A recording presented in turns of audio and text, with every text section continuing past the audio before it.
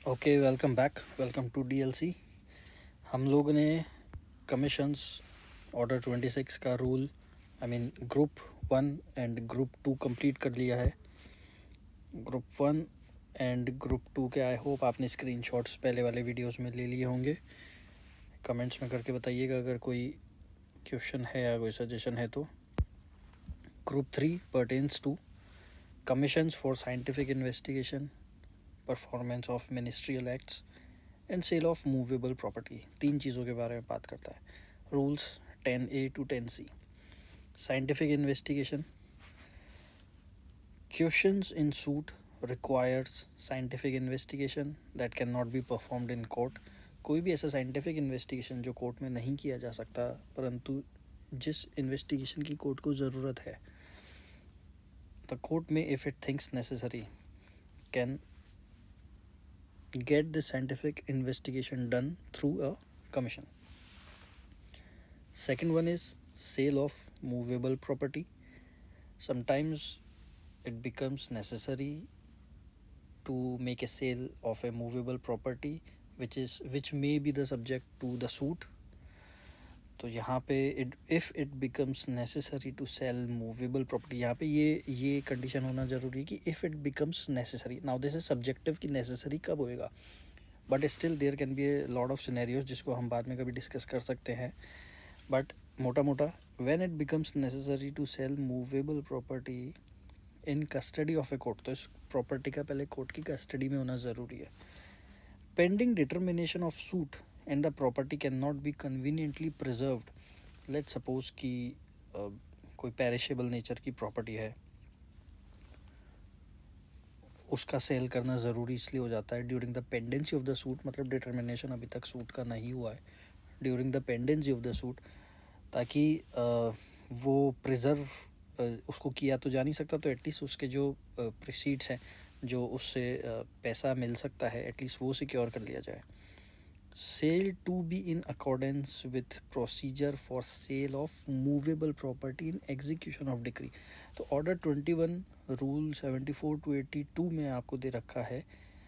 Order 21 relates to execution of decree, और उसमें cell of movable property किस विधि से करी जाएगी, किस प्रोसीजर से करी जाएगी, that is given under rule 74 to 82। Then comes performance of ministerial acts. Ministerial acts क्या होते हैं अभी देखते हैं हम। It becomes necessary when it becomes necessary to perform a ministerial act which cannot be conveniently performed before the court, वहाँ पे भी कमीशंस लागू करी जा सकती है। In law, a ministerial act refers to an action that a public official or government agency must perform according to legal duty or established procedures।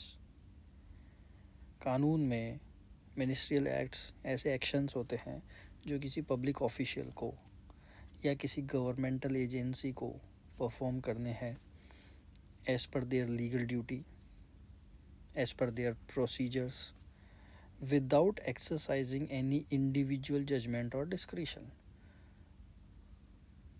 You get the point. काफ़ी सारे प्रोसेस ऐसे हो सकते हैं जो करने रहते होंगे अलग अलग डिपार्टमेंट्स में गवर्नमेंट के, उनके प्रोसीजर्स के हिसाब से, जहाँ पे किसी केस में ऐसा नेसेसरी हो जाता है कुछ ऐसे मिनिस्ट्रियल एक्ट्स को परफॉर्म करना ताकि केस नेक्स्ट स्टेज पे जा सके। Those acts would be called ministerial acts, और इसके लिए कोई कमीशन अपॉइंट हो सकती है। Such acts are typically mandated by statute. अलग अलग लॉज में कुछ ऐसे प्रोसीजर्स बता रखे होंगे, रेगुलेशंस में बता रखे होंगे, या एडमिनिस्ट्रेटिव पॉलिसीज़ में बता रखे होंगे,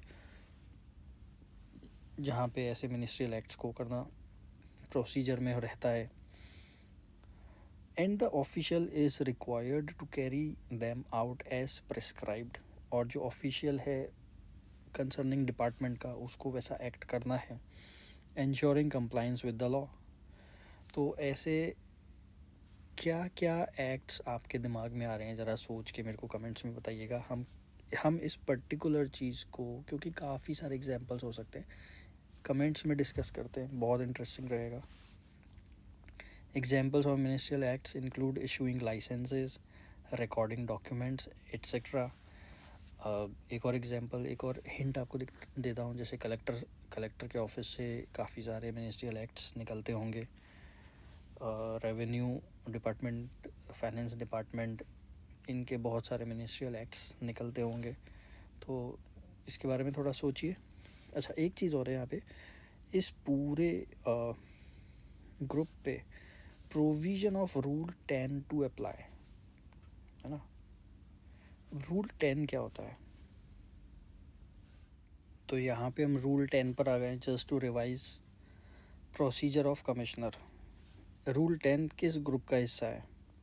रूल 10 हिस्सा है कमीशंस फॉर लोकल इन्वेस्टिगेशन का हिस्सा है, इस ग्रुप का हिस्सा है। एंड रूल 10 कहता है procedure of commissioner, the commissioner after such local investigation as he deems necessary and after reducing to writing the evidence taken by him shall, में नहीं है, शैल है, ये इसकी ड्यूटी है, मैंडेटरी है, shall return such evidence together with his report. दोनों चीज़ तो हमने, आपको ध्यान होगा हमने पढ़ा था किस तरीके से ये दोनों चीज़ें एविडेंस बनती हैं, और वो इन दोनों चीज़ों को कोर्ट को रिटर्न करेगा। Got it? ये हमने commission for local investigation group 2 में पढ़ा था। तो ऐसे ही इसी प्रकार इस पे भी लागू होगा provisions of rule 10 to apply to this group. चलते हैं नेक्स्ट ग्रुप पे, कमीशन टू एग्जामिन अकाउंट्स, बही खातों को एग्जामिनेशन करना। इस चीज़ के लिए भी कमीशन अपॉइंट हो सकता है। अब एक केस में डेफिनेटली ऐसे कुछ मैटर हो सकते हैं जहाँ पे अकाउंट्स को एग्जामिन करना नेसेसरी हो जाता है to get the whole picture, to understand actually what is going on, evidences. For examination or adjustment of accounts, court may issue commission to any person it deems fit. अब याद होगा rule 9 में तो था commissions to make local investigation, जो rule 9 था उसमें था, उसके प्रोविजो में था कि provided that where the state government has made rules as to the persons to whom such commission shall be issued, the court shall be bound by such rules. वो list में से ही कमिश्नर के नाम उठाएगा, परंतु यहाँ पे वो किसी भी पर्सन को जिसको भी वो डीम करता है फिट, उसको कमीशन अपॉइंट कर सकता है, एज ए कमिश्नर उसको अपॉइंट कर सकता है। So the first function is for examination और एडजस्टमेंट ऑफ अकाउंट्स। ये दोनों चीज़ के लिए हो सकता है, या तो अकाउंट्स के सिर्फ एग्जामिनेशन के लिए या इवन एडजस्टमेंट के लिए भी, कि जहाँ पे कोई त्रुटि पाई गई या कुछ एडजस्टमेंट पाया गया तो उसको एडजस्ट भी कर दे।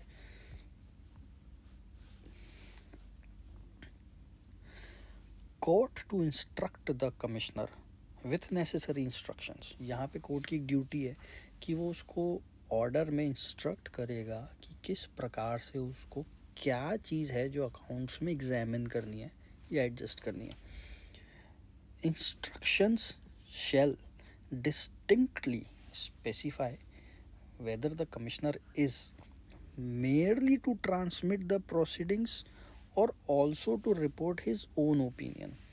या तो वो मात्र प्रोसीडिंग्स को ट्रांसमिट करेगा जो उसने एग्जामिन किया या एडजस्ट किया या दोनों, या फिर साथ में वो अपनी रिपोर्ट भी देगा, अपनी ओपिनियन भी देगा।